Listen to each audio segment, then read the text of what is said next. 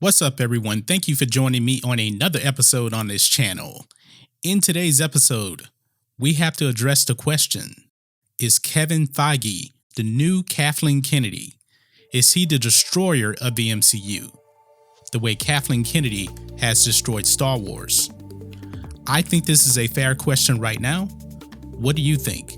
But I'm going to give you my take on this going forward with the MCU and Kevin Feige. Kevin Feige was a man that I actually thought had everything going right.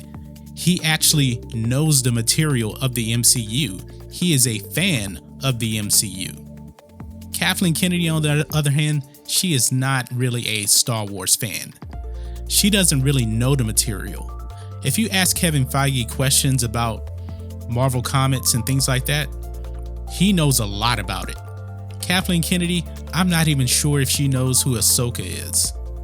And that's pretty sad to say, but every time you hear Kathleen Kennedy answer a question about Star Wars, it's never about the material itself.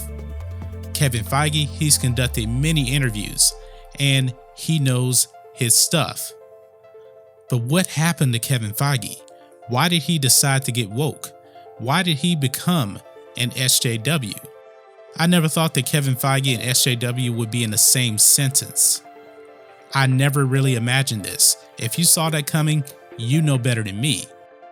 But over the last, I would say, year, probably the last 6 months, pretty much leading up to Captain Marvel, things started to change with him. We saw some SJW subtleties coming from Kevin Feige's mouth. But now, he has gone full-blown SJW. He has been infected with a disease that has pretty much contaminated Hollywood.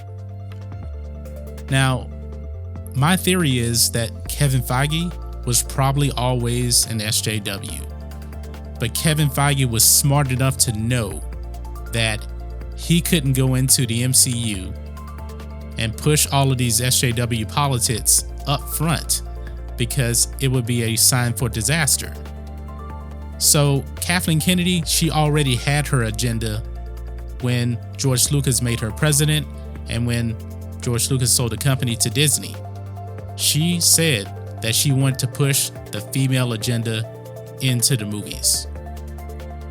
Now, it really didn't have long-term success.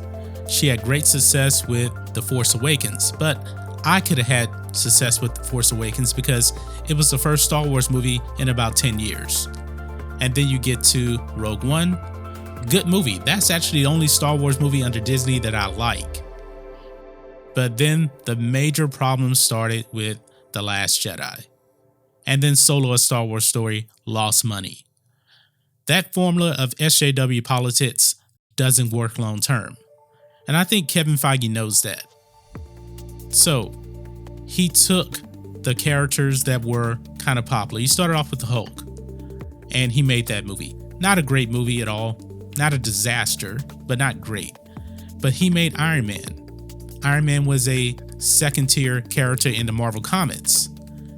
And Robert Downey Jr. came in and blew it away. He made him an A-list character. Then you get Captain America. You get Spider-Man. Everything is looking so great for the MCU. Avengers.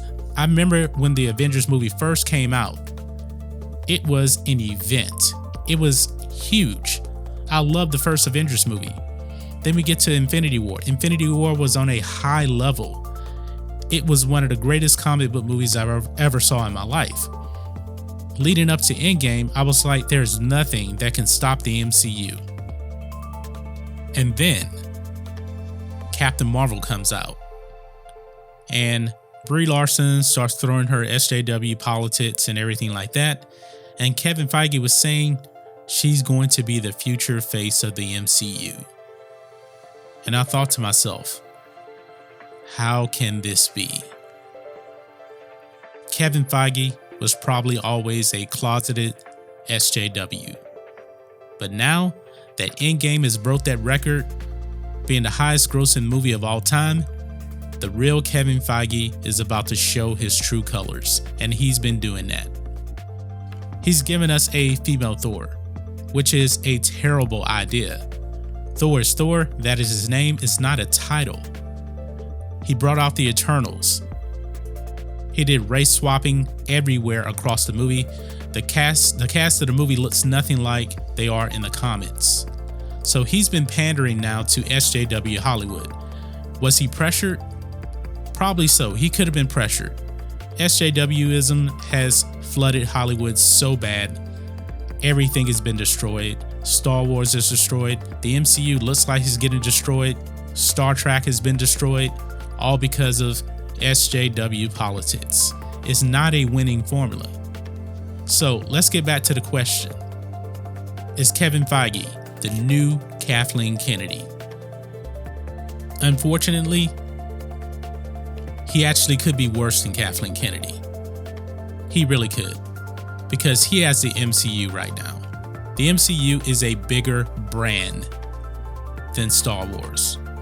Star Wars, they only had a couple of movies that were really hits. The last two movies fell flat. Kevin Feige had 22 MCU movies. Not all of them great. Not all of them were great, but most of them were very good. And I think the Marvel fan base is a lot more committed to Marvel than the Star Wars fan base. The Star Wars fans have pretty much alienated Kathleen Kennedy.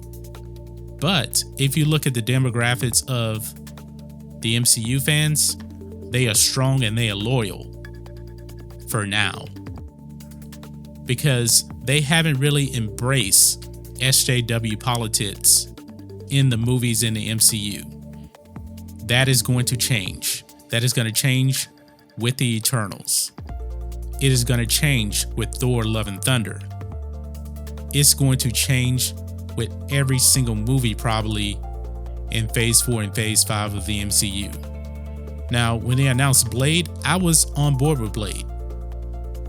I love Wesley Snipes' Blade. Mahershala Ali, he's a very good actor. And in the case of the actors that the MCU has chosen, even in the new movies, that's not the problem. The problem is the agendas. The agendas are coming full force, and it starts at the top with Kevin Feige. He's gonna infect more SJW politics into movies, probably more than Kathleen Kennedy ever could. Because the MCU fan base, I believe, is much stronger now than Star Wars. Kathleen Kennedy had Star Wars way at the top when George Lucas sold the company. And very, very quickly, the fans saw right through her, and they saw she was an SJW, and now Star Wars can't sell toys, and they have declining profits at the box office. Kevin Feige, the profits for the MCU kept going up to the tune of $2.9 billion at the box office for Avengers Endgame. The MCU, it is safe to say, will never see that kind of revenue again. Kevin Feige, you had a great opportunity to continue the success. But they probably named Avengers Endgame for a reason, because it was the end. It was the end of great comic book movies, and now we're going into SJW movies from the MCU. And look no further than Thor: Love and Thunder.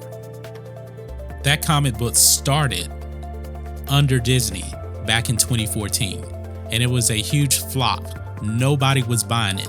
Nobody was embracing a female Thor, because to me and a lot of people, she cannot take Thor's name. Thor is Thor. Like I said, it's not a title, it's his name. She is Jane Foster. Why didn't they just name the comic book The Mighty Jane Foster? Because Thor is a much bigger name than Jane Foster. So that's why they're going to steal his identity. And when they make this new Avengers movie, which will probably be Avengers 5, probably in like 2023, they need the Thor name more than they do the name Jane Foster. But guys, that's just my thoughts on this. What are your thoughts on this? Kevin Feige, is he the next big SJW to come out in Hollywood? Is he a much bigger SJW than Kathleen Kennedy? I think he has the potential, and I think he will end up being a bigger SJW in the long term. But guys, let me know what you think about all this in the comments. If you're new here to the channel, please hit subscribe to catch future videos from me, and we will catch you on the next video. John Matrixx, out.